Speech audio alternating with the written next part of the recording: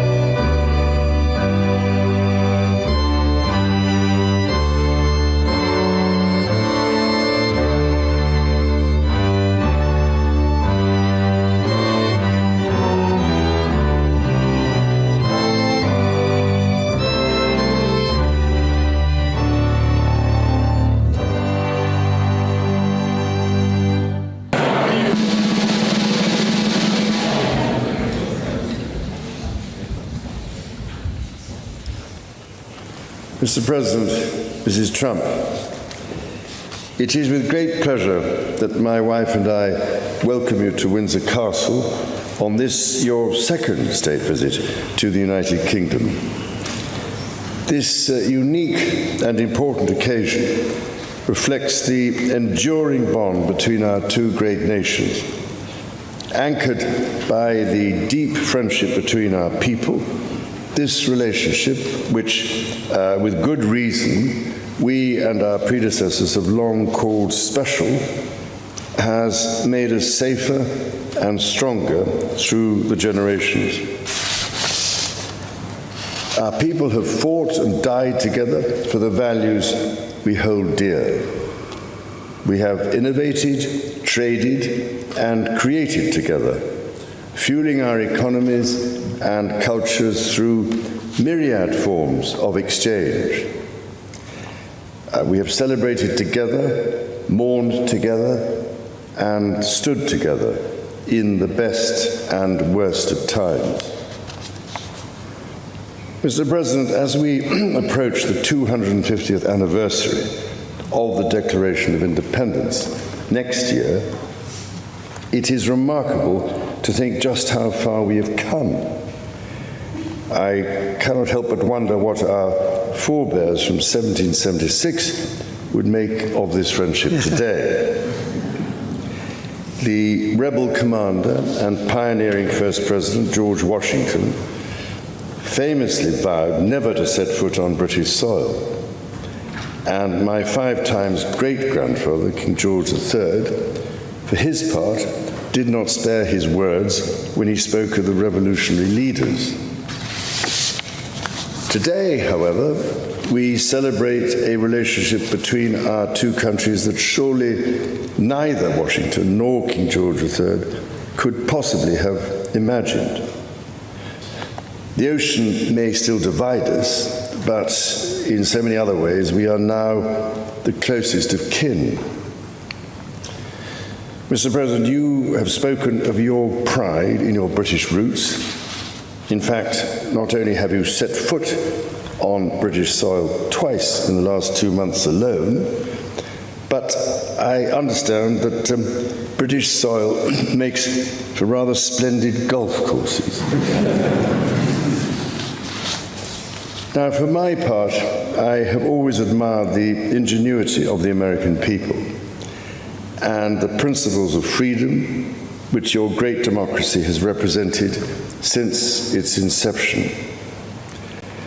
Throughout my life, from the very first visit to the United States in 1970, and over 20 visits since that time, I have cherished the close ties between the British and American peoples. In fact, had the media succeeded in the 1970s in their own attempt at deepening the special relationship, I myself might have been married off within the Nixon family. Mr. President, from York to New York, from Birmingham, England to Birmingham, Alabama, we are united by a common language and shared heritage. The many thousands of people from each of our countries who have made the other their home have enriched our societies immeasurably, a fact that gives me the greatest pride. Our cultural connections, too, continue to flourish with our actors, musicians, writers, and television presenters prospering in the hearts of transatlantic audiences. Today, our alliance spans every field of endeavor and shows vast potential for growth. The United Kingdom was your partner in the first trade deal of your administration, Mr. President, bringing jobs and growth to both our countries. And no doubt we can go even further as we build this new era of our partnership. Our two nations have an exceptional legacy of shared discovery. Together we laid the foundations of nuclear science, mapped the human genome, and built the internet, upon which all contemporary commerce, communication, and defense is based. Together, our scientists and engineers are shaping the world of tomorrow, not least with new partnership agreements on technology and the prosperity that stands to bring. Our countries have the closest defense, security, and intelligence relationship ever known. In 2 world wars, we fought together to defeat the forces of tyranny. Today, as tyranny once again threatens Europe, we and our allies stand together in support of Ukraine to deter aggression and secure peace. And our AUKUS submarine partnership with Australia sets the benchmark for innovative and vital collaboration. The successes of the British Redcoats and of George Washington's Continental Army today stand shoulder to shoulder, brothers and sisters in arms, protecting the freedoms we both cherish. Our countries are working together in support of crucial diplomatic efforts, not least of which, Mr. President, is your own personal commitment to finding solutions to some of the world's most intractable conflicts in order to secure peace. In striving for a better world, we also have a precious opportunity to safeguard and to restore the wonders and beauty of nature for the generations who follow us. We share the ambition and determination to preserve our majestic lands and waters, above all, to ensure that we have clean water, clean air, and clean food. Our legacy for the next 250 years and beyond is to ensure that our children, grandchildren, and those who come after them can experience the awe and magnificence of the natural treasures found in the countryside, on the coasts, in the seas, and in the national parks established by your predecessors and mine. Mr. President, Mrs. Trump, the bond between our two nations is indeed a remarkable one. Forged in the fire of conflict, it has been fortified through our shared endeavors and burnished by the deep affection between our people. Tested time and again, it has borne the weight of our common purpose and raised our ambition for a better world. So in renewing our bond tonight, we do so with unshakable trust in our friendship and in our shared commitment to independence and liberty. Therefore, as we celebrate this unparalleled partnership, allow me to propose a toast to President Trump and the First Lady, and to the health, prosperity, and happiness of the people of the United States of America. Your Majesty, Melania and I are deeply grateful to you and Queen Camilla for your extraordinary graciousness. And to William and Kate, thank you so much. It's been so great being with you today. Thank you very much. Appreciate it. It's a singular privilege to be the first American president welcomed here. And if you think about it, it's a lot of presidents, and this was the second state visit, and that's the first, and maybe that's going to be the last time. I hope it is, actually. But this is truly one of the highest honors of my life. Such respect for you and such respect for your country.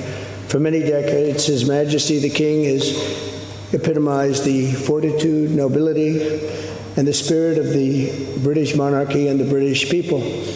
He's dedicated himself to preserving the glory and unique character of this kingdom, restoring life to the rivers and streams, supporting the works of its artists and composers, planting trees and gardens in its countryside. And I just visited one of the most beautiful I've ever seen that you just completed, and protecting the architectural integrity of cities, villages, and towns.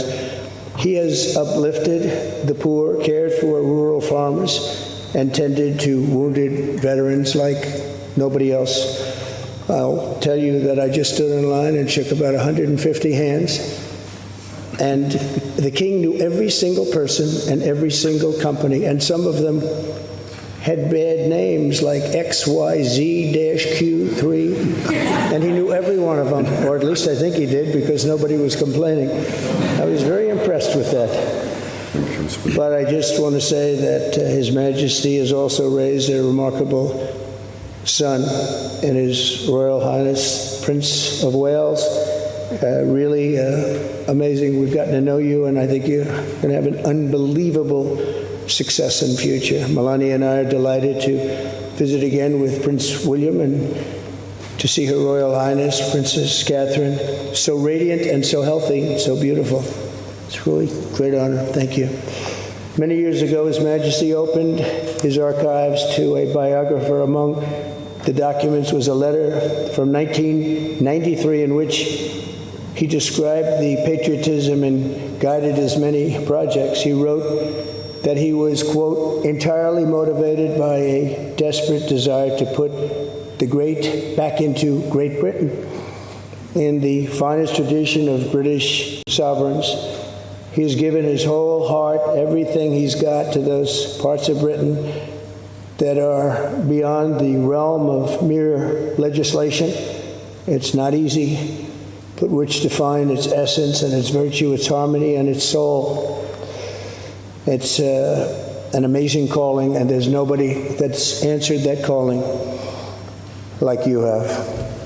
A fifth of all of humanity speaks, writes, thinks, and prays in the language born on these isles and perfected in the pages of Shakespeare and Dickens and Tolkien, Lewis, Orwell, and Kipling.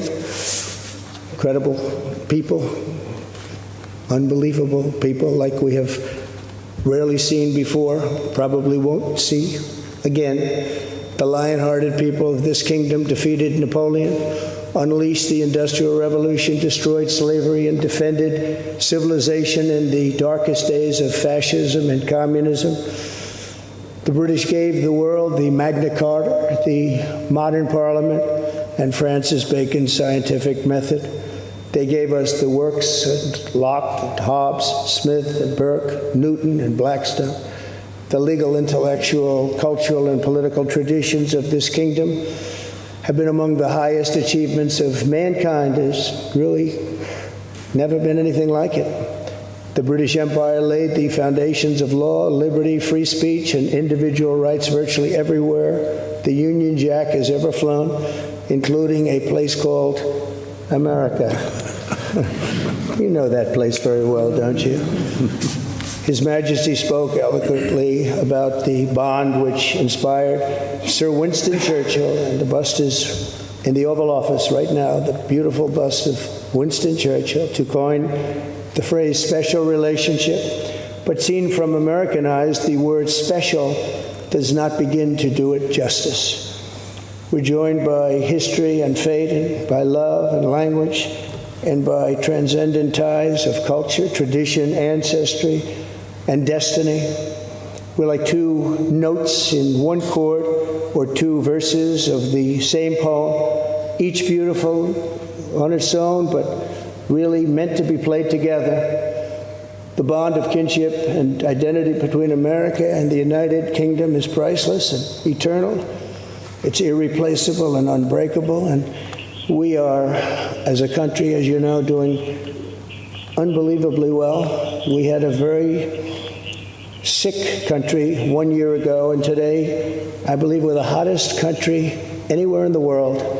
In fact, nobody's even questioning it, but we owe so much of that to you and the footing that you gave us when we started. Together, we've done more good for humanity than any two countries in all of history. Together, we must defend the exceptional heritage that makes us who we are, and we must continue to stand for the values and the people of the English-speaking world, and we do indeed stand for that. On behalf of all Americans, I offer a toast to one of the great friendships, to two great countries, and to His Majesty, King Charles III, a very, very special man, and also a very, very special queen. Thank you very much. Thank you. Thank you very much. It's a great honor to be with you.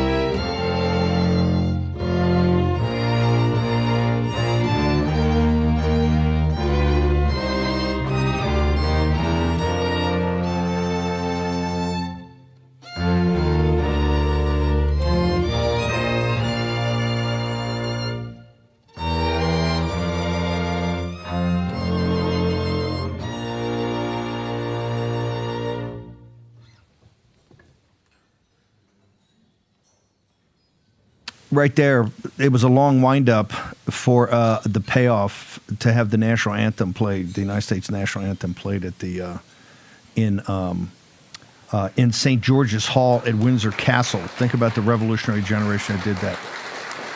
Okay, guys, we can bring it down. Thank you. Thank you. Thank you. Thank you.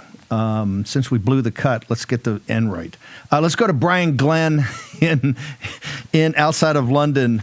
Brian, you've had a very long day today. I think you've been up for 20 straight hours. Walk us through pretty impressive as the pomp and circumstance, sir. Yeah, it was. Good morning, good afternoon, and good night, Steve. I should just say there for you right now. But it was an amazing ceremony there at Windsor Castle. It all started with the horse and buggy First Lady and President Trump coming in, making their way, and you had all of the band, the marching band, the pageantry, the salute, the cannon salutes. Good stuff there, big stuff. Even a little bit later had a flyover. Combined forces there, F-35 planes flying over the entire group there. And of course, not just King Charles, but you had all the people from the Trump administration there was there on the ground as well. And then tonight, they just capped off, and we just heard the brief speeches there at this state dinner, the table going about 60 plus yards, over 160 people in attendance. Just a special moment of pageantry. But really, we're all looking forward to tomorrow, because that is when you're going to see the Prime Minister and President Trump getting together for a bilateral meeting and a press conference a little bit later tomorrow morning. So tomorrow they go to Chequers, to the Prime Minister's country home, and today they were at Windsor.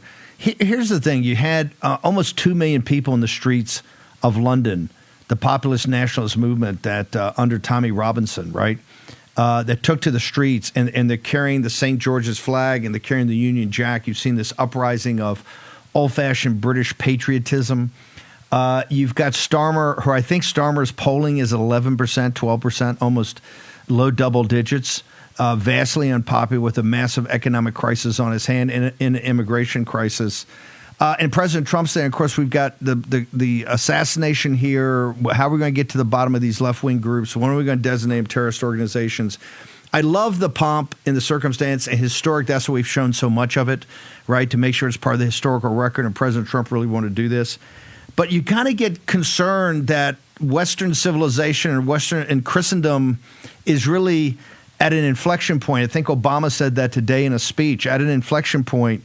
And yet you've got all this pomp and circumstance. Is this understanding it's to reinforce the special relationship between the two countries? Do people there understand that there's real tectonic plate shift going on underneath the surface of both American and British politics?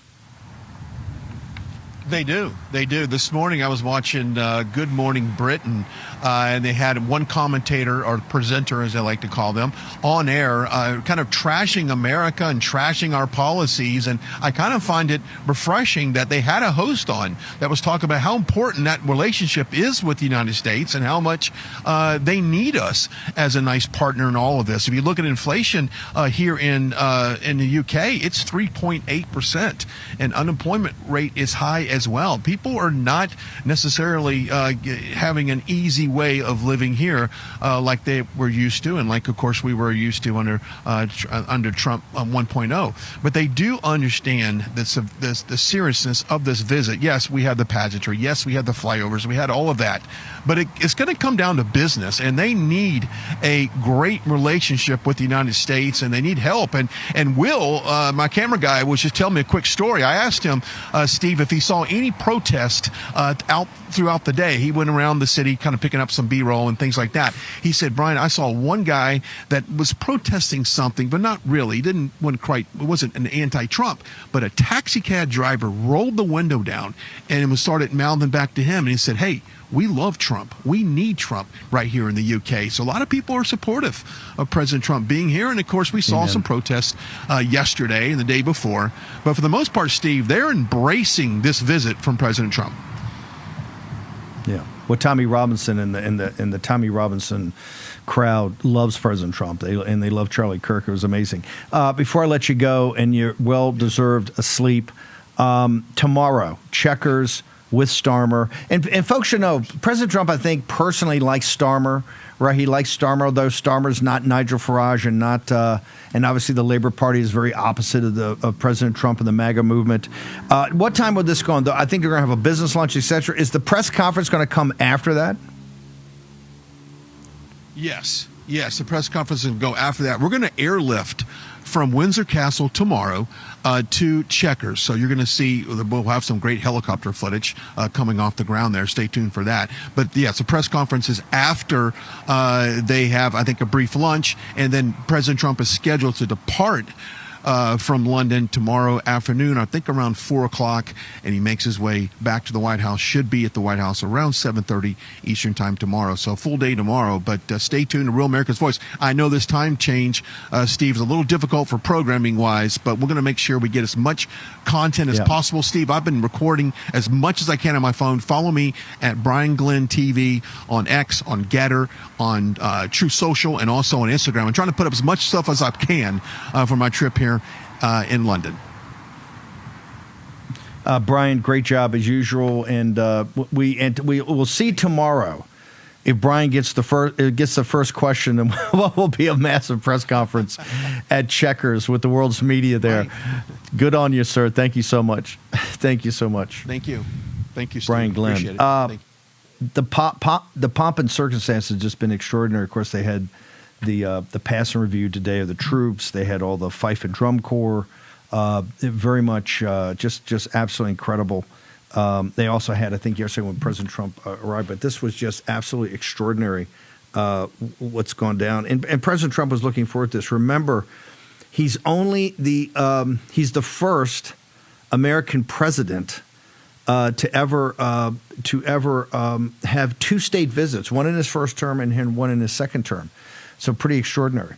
And of course, to have the national anthem played in a place where much of the plotting of the Revolutionary War. Remember, the Revolutionary War to the British was almost like Vietnam to the United States. There was big parts of commons and even big parts of the aristocracy that did not support what was going on in with George III's handling of the colonies. And so it was a very, very, very contentious. The debates in Parliament, and I think Edmund Burke and others were very adamant about us being Englishmen. Of course, George III, who eventually, devolved into madness, if you've ever read the books or seen the movie. The loss of North America, the loss of America really, really, really shocked him.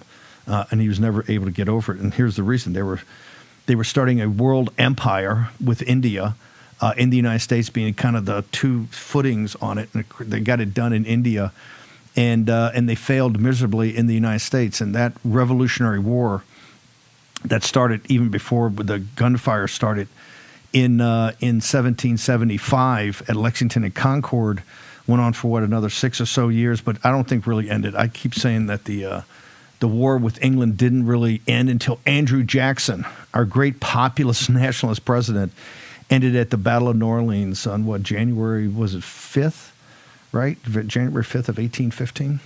And so today, President Trump there for a second state visit. You could tell he was loving it, very symbolic. Can we go ahead and play I tell you what, we'll do it when we get back. I want to play the national anthem there. A lot of news, a big event happening up in Pennsylvania right now. We're going to try to get to the bottom of that, or at least get a first report on it. And the fireworks went on today. CDC, the fired CDC director representing Big Pharma, of course, a handful of senators representing the administration, and Bobby Kennedy. It got pretty brutal. Kash Patel gave as good as he got, but he also was getting body slammed there in the House Oversight.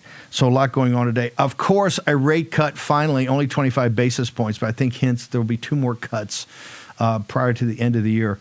25 basis point cut finally by Powell. President Trump said this should have come a long time ago. In fact, we now know the votes of the governors of the Federal Reserve was not unanimous, which is pretty extraordinary.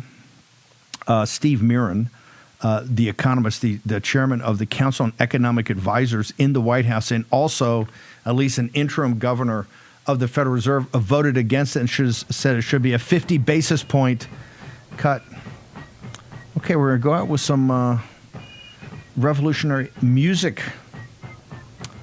Birch Gold today, gold reached an all-time high, backed off a little bit below 3,700. Find out why. Find out why the central banks of the world are buying gold at record rates still. Find out why Brazil and the BRICS nations are trying to de-dollarize. Find out why the dollar as the prime reserve currency is now being a geopolitical either weapon or liability. Birchgold.com. Promo code Bannon. End of the dollar empire. 7 free installments, 8 and 9 coming, and also a print edition. Get to Philip Patrick and the team. Short commercial break. Back in the warm in just a moment. Hi, I'm I'm Ty Pennington, here for Choice Home Warranty. They protect my home from expensive repairs, and they can do the same for you. No matter if it's your refrigerator, plumbing, or more than 20 other home systems and appliances, Choice Home Warranty has saved millions of homeowners a whole lot of money. For a low monthly fee, you get their nationwide network of trusted local technicians with plans that cover repairs and replacements done quickly and the right way. I would recommend anyone who is listening to this to call Choice Home Warranty up. It eliminates the anxiety, frustration, and it saves you money. No more headaches searching for technicians. No more budget-breaking chaos. Just a peace of mind of having Choice Home Warranty at your service. I trust Choice Home Warranty with my home, and you should too. Don't let an appliance or home system break the bank, leaving you stressed. Call Choice Home Warranty before that happens and get your first month free. Plus, call in the next 5 minutes and we'll give you free limited roof leak coverage. That's a $70 value, free. Just call now. Call 800-359-5664. We've been a Choice Home Warranty customer for almost 9 years. And we couldn't be more happy with their service that we get from Choice Home Warranty. Year after year, Choice Home Warranty is recognized as the nation's top home warranty and has thousands of 5-star reviews from real homeowners. Experience real budget protection and call Choice Home Warranty now. Stop throwing money down the toilet chasing contractors. Call Choice Home Warranty now and save big with their special offer of your first month free and free limited roof coverage. Don't wait another minute. Call now. Call Choice Home Warranty for your free personalized quote and to get your first month free. Call in the next 5 minutes, and as our special offer, you'll receive free limited roof coverage. That's over $100 in savings. This offer won't last long. Call now to lock in your rate and save big. Call 800-359-5664. 800-359-5664. How does the world's most trusted dog expert keep his own dog so healthy? Hi, I am Cesar Milan. In my 20 years rehabilitating dogs, I've seen too many struggle with health problems that no amount of training could fix. Then I discovered it wasn't the dog, it was their food. Fortunately, I found veterinarian Dr. Marty's Anti-Kibble Breakthrough. Nature's Blend is packed with whole foods that are freeze-dried, locking in nutrients. I saw remarkable improvements in my dogs within weeks. Try Dr. Marty risk-free for 90 days. Plus, get a free gift when you call or visit drmartypets.com/Caesar. Mama, look. It's just like our new house. Warranty! I hope you have an American Home Shield warranty. Leaky toilet? Fixed. Clogged AC coils? Fixed. Oven beyond repair? Ta-da! If AHS can't fix your covered item, then replace it, no matter its age. A warranty is smart. Oh, a happy family. Is that us? Too much. American Home Shield. Sign up today at ahs.com. Hello, America's Voice family. Are you on Getter yet? No? What are you waiting for? It's free. It's uncensored, and it's where all the biggest voices in conservative media are speaking out. Download the Getter app right now. It's totally free. It's where I put up exclusively all of my content 24 hours a day. You want to know what Steve Bannon's thinking? Go to Getter. That's right. You can follow all of your favorites. Steve Bannon, Charlie Kirk, Jack Posobiec. And so many more. Download the Getter app now. Sign up for free and be part of the movement.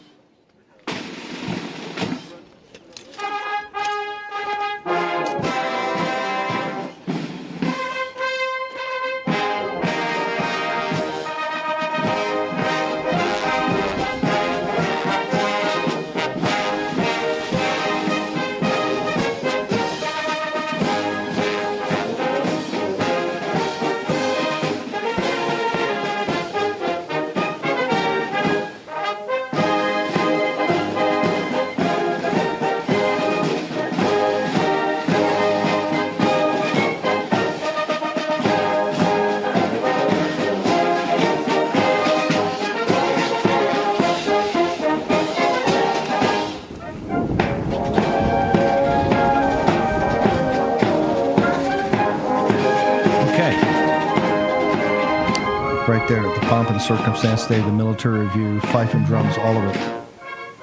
My concern is a little bit like, I think it was in 1997 when Hong Kong was turned back over to the Chinese Communist Party. They had a 100-year lease on Kowloon, the new territories, but the Chinese were going to cut them off from water. So Thatcher made a deal and eventually led to the turnover of Hong Kong. And as we've seen, the Chinese Communist Party has not lived up to any of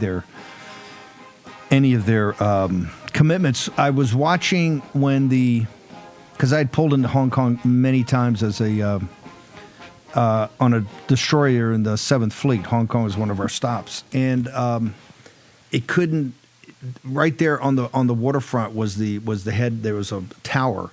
There was the head of the Asian Command of the British, really the British Empire, Singapore, Hong Kong, all of it, kind of was headquartered there. This was in the 1970s, late 70s when I was over there.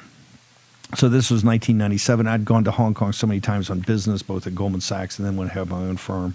Used to go over all the time. Absolutely loved Hong Kong. My favorite city in the world. Just it's spectacular. Great people, energy, just incredible. And they played, and that night, of course, it was kind of in a monsoon because the thing happened in June. They had they trooped the guard, or trooped the colors. They had all this pageantry of really the Asian, the British leaving Asia, essentially. When they marched off the parade ground, it took so long that it got to be night there in kind of a driving rain. And King Charles was Prince Charles then. Of course, his mother never turned it over while she was alive, just a footnote.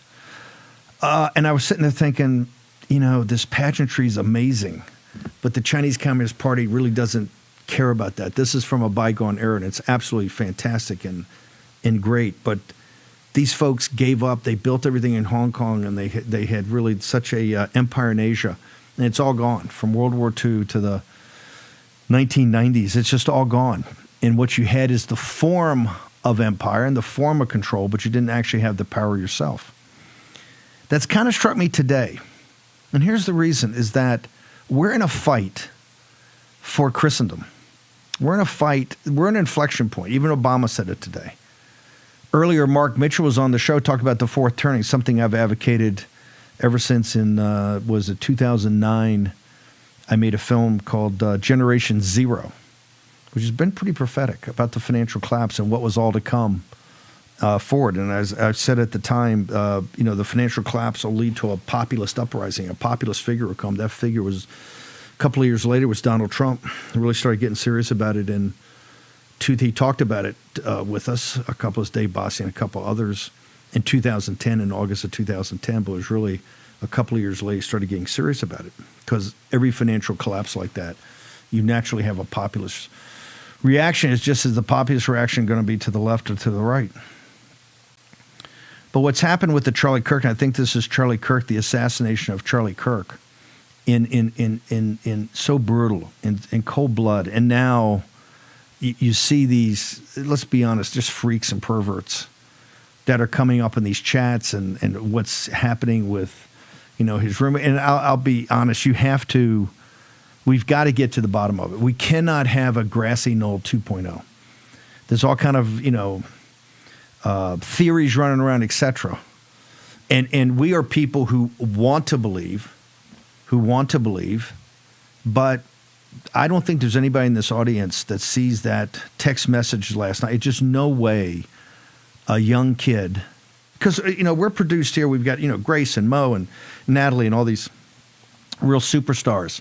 But the internal actual putting the show together every day and running the show is principally young men in their 20s. And I tell folks, if you can get a text message reply from those guys that's anything more than an ugh, right? This is not the most articulate generation when it comes to basically communications, particularly when you're communicating online.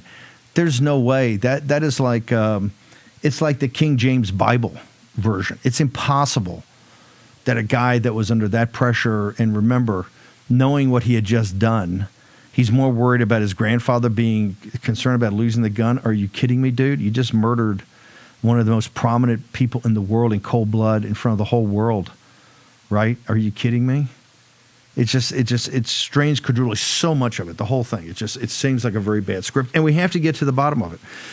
We owe it to Charlie Kirk, Charlie Kirk's widow, Charlie Kirk's children, and even broader, because Charlie lived a bigger life, we'd have to do it for the country. Charlie gave his life in defense of his country. He is a casualty in this war. He's a combat casualty.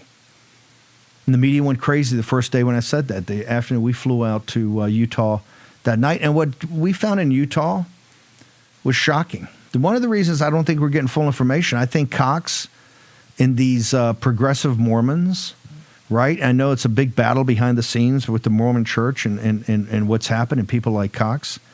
They're trying to suppress information to see that, hey, this part of this murderous militia are made up of young Mormons that are furries or, transgender or part of this LGBTQ radical militia, right? You need all that. Now people are coming out online and saying, hey, the NSA knows there are like 20 international intelligence operations, cell phone data. This is my point. We need to flood the zone with real information that people are standing in the back of. And I appreciate the fact that Kash has taken charge of this. They're saying that Dan Bongino is going to leave in a couple weeks. I would plead with Dan Bongino not to do that. Number one, Dan Bongino is such a great guy, but not to do that because we need Dan Bongino there, because I think Dan Bongino is somebody the audience in the MAGA movement trust to get to the bottom of it. And we have to get to the bottom of it because more information is coming out today, and, we just cannot have – I'm not saying somebody else had a shot. I'm not saying that there was another angle to a shot. I'm not saying somebody behind him shot it. I'm not saying any of that. What I'm saying is that it strains credulity given the videos that we've seen, the timeline that we have, the communication they had, the text messages they had, and the fact that nobody's rounded up, including with, I'm adamant, the parents ought to be rounded up. The gay lover rounded up. Everybody in the Discord chat rounded up. Round them up and bring them in. Round them up and bring them in, and just let them sit there until you finish a thorough interrogation. And don't let things, oh gosh, we didn't do it, and some, things have gotten erased or memories fade, because it's not good enough. And I don't think the War Room audience is a pretty good indicator of kind of common sense America, decent America, the backbone of the country. And I can tell from talking to people in the chats, et cetera, I don't think one of you right now believes what we're being spoon-fed. And this is why I say that this fight against the deep state, you saw a shift against Kash Patel. Kash Patel had every right to go back on him, given the history of Shift and given what Shift has done to this president and to the MAGA movement. And some of that's coming out now with Arctic Frost and other things. There's a lot more to disclose of things that are coming. And Schiff should right now not even be in the Senate. He should have been turfed out by the governor because he'd been indicted. And he hasn't. He's allowed to run around the Senate. This is because of a backup of that other part of this, the investigations and the taking apart of the deep state through legal means. So now we have two things. And one is only going to get solved until you have the apparatus in place, the structure in place to go after it. And when I say go after it, it's not to just go after the furries in the Discord chat. It's not to go after even this young shooter. It's to go over that next layer of who trains these people. And then the next layer of who provides these platforms. The companies, the individuals, who finances it, who's their partners in the media, who are their partners in politics, and particularly where the money comes from. And how much of that money comes from overseas. Charlie Kirk, we talk about this all the time. Charlie Kirk had not a ringside seat. He was in the arena. He had a better feel, I think, than anybody in this country of how the Chinese Communist Party has taken over these universities and spread chaos. They may not be there, selling the little red book and getting everybody to sign on to Chairman Mao out of the gate. They don't need to. They need to sow discord. They need to sow chaos. They need to put doubts in people, everything from their gender to their family's history to the history of this country. If you see, in fact, I've put up a book on kind of like modern social order. I believe it's chapter 8. I'll put this up. It's up on Getter right now. It talks about Christianity, all of Christianity as a vehicle for like white supremacist hate. This is what's taught from kindergarten all the way through. And conservatives and Republicans have looked the other way for years because it's too hard, it's too personal, it gets very nasty very quickly. We can't do it. You look at that pomp and splendor all that at Windsor Castle and the parade grounds and tomorrow at Chequers doesn't mean anything if we lose Western civilization. And Western civilization is on the ropes right now. This is an inflection point. The only way it's going to be saved is you. When the American people set their kind of sights on, hey, here's what we have to do and here's how we're going to do it, then we'll know that we'll begin the journey to save this country. We've come such a long way over the last couple of years. The pandemic, the stolen election, President Trump in exile, all of it. Now the return to power. And I say, with as much as President Trump has done, and I think Rosemary Jinks confirms there's like 1.6 million or almost 2 million foreign nationals, including 1.6 million illegal aliens out of the workforce. Now, whether they've left the country or not, we don't know, but we assume they've left the country. President Trump sealed the border so much that he's done. Right? Today, markets are doing fine because of the rate cut and what he's doing, although everything's not determined by markets, but it's a pretty good indicator of where the smart money thinks things are headed. But we have a fight on our hands. As I told CPI the other night, having the White House and the executive branch, having the House of Representatives, the Senate, and basically the Supreme Court, I could argue that as hot as the country is, it's also dark. The forces that hate this country, the forces that hate President Trump, hate the MAGA movement, hate anything decent and good in this country, are not only not giving up, they think they've got a tool now called direct action to actually be victorious. Remember, this is not about unity. I don't care about unity. I care about victory. Short commercial break. Back in the War Room in just a moment.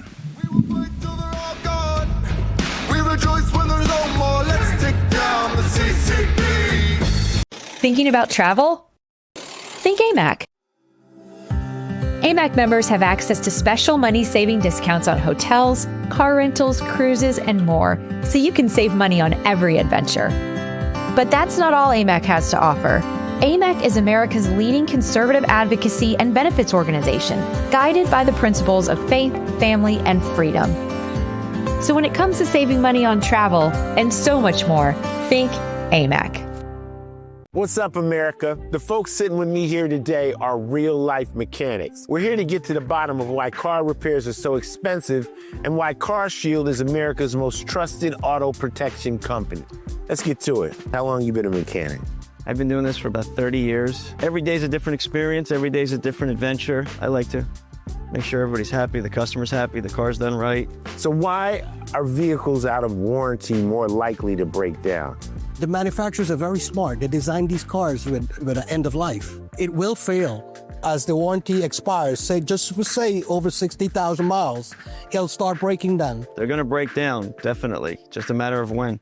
When somebody has CarShield, what's the experience when they come to you? You drop off your car, we verify your concern, we notify CarShield, usually get an instant approval, put you in a rental car, and get you back on the road as quick as possible. I show them what it would cost if they didn't have CarShield versus if they did, and they can't believe how many thousands of dollars they're saving on this repair and how easy it went through, and the deductible is pretty much all they have to worry about. How has being a mechanic changed since you guys started? Most challenging parts about being a mechanic is keeping up with technology these days. That's the hardest part. As these new cars come out, it's new software, new tooling, is a constant evolution. Technology has totally changed from just the basic, everybody could fix a car 30 years ago, to today.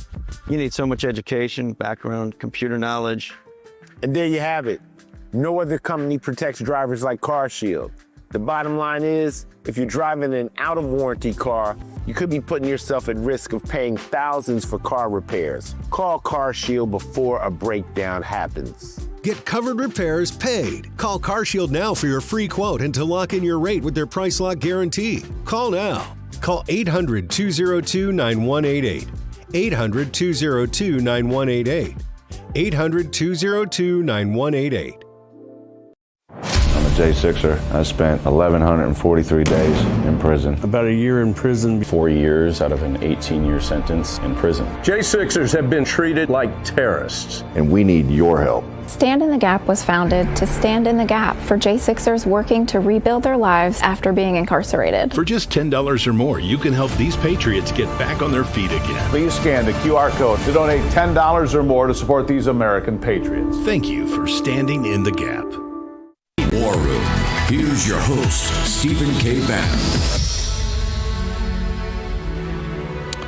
You know, I want to talk about your personal journey because that's kind of what's going to be most important. Particularly, we started the show was about 6 years ago, I think on late September, October 1st of 2019, because of Nancy Pelosi going to the United Nations, and the United Nations happens next week. And by the way, John Thune, can you possibly take a second and maybe stay Friday afternoon and get President Trump's team, Mike Waltz, the UN ambassador? He needs a team. The President of the United States cannot go to New York and not have people confirmed by the Senate. This is just not acceptable. It's not acceptable. And if you have to stay and miss the flight on Thursday, fly out day, and stay the next day, then you got to do it. Or, like for President Trump, I said, and I've recommended this, it should have happened in August, where he forced them to take a recess and just do recess appointments. This is now getting to be it's nonsense.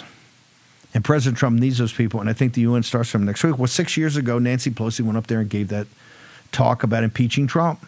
And I'd said in 2018, I said, hey, the midterms are all going to come down to, they're going to walk precincts and knock on doors and get everybody out there. And I think they picked up 40 seats to impeach Trump. That was the whole pitch. And they came up with he had the perfect phone call. And that phony thing on Zelensky. That started for those of you that were with us at that time. And everybody else that came on during through the impeachment, through the pandemic, to the run-up of the 2020 election, to the big steal in the 2020 election, to the years in exile, particularly those first 2 years when it looked pretty grim, 21 and 22. And then for the massive win in the midterms, and then this historic win in 2024, that's all your work. You have been on a journey, and that's why these fights on vaccines and everything that we're fighting for, you've been there, and it's only getting more intense. It's only getting more intense. And one of the reasons is the opposition to you understands what's happened and understands what happens to this country when you're in charge. And they hate it. You know why they hate it? They are demonic. This is not about talking about marginal tax rates. It's not talking about some welfare program or national defense, none of that. The fights in Obama's time and Obamacare, they seem quite quaint and tiny. We're in a fight for Christendom. We're in a fight for Western civilization. We're in a fight for our country. A fight, not a debate, not some sort of salon, right? Not sitting down having dinner and let's discuss. You see Jamie Ruskin today. You see him going after Kash Patel. Did you see yesterday's Shifty Shift? Did you see Cory Booker going after Kash Patel? Did you see Mark? We didn't get a chance to play. Mark Wayne was it Mark Wayne Mueller from Oklahoma going after the CDC, calling her a bald-faced liar. Rand Paul calling her a bald-faced liar. This has not happened. This has happened before the Civil War, and we are here. I said England spinning to us. All that pageantry tonight, all that the toast and history and King Charles reading this thing.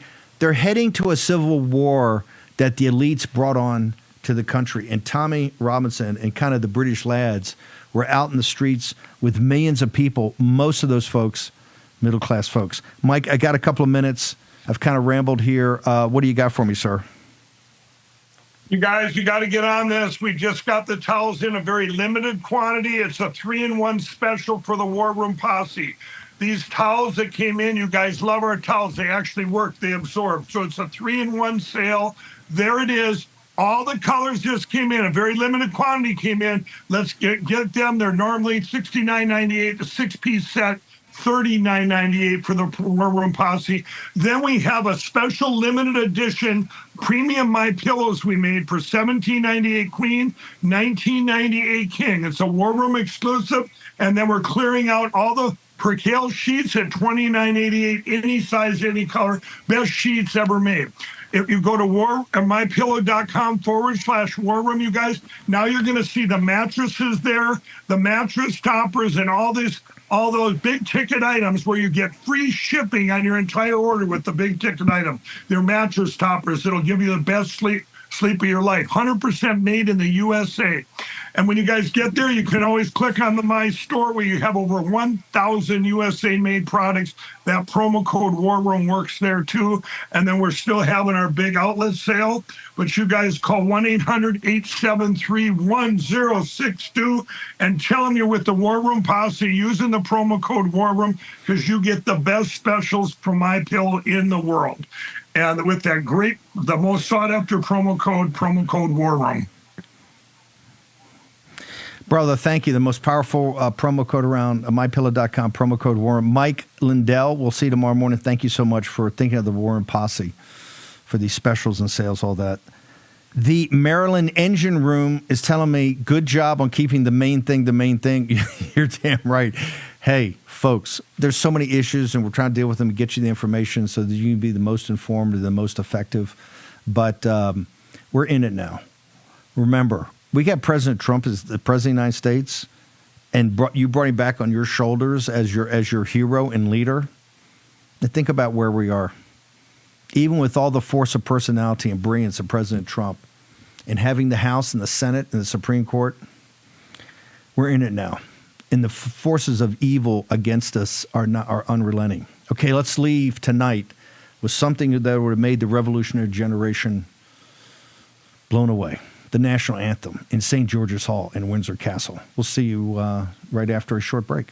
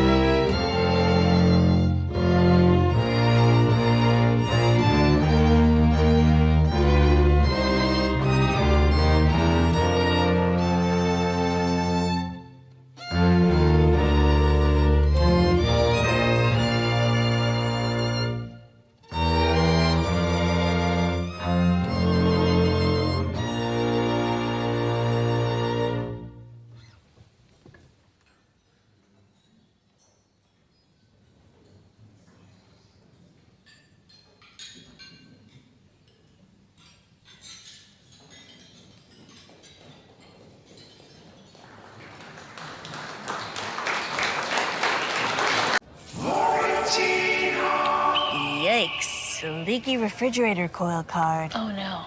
But your future is bright with an American Home Shield warranty to protect your covered home systems. Don't worry, be warranty. Did you know that thousands of authors across the country have written books and published them with Page Publishing? If you've written a book, Page Publishing can help you through the process. We cut through the confusion of the publishing world to make it easy for you. Call or scan for your free writer's guide today.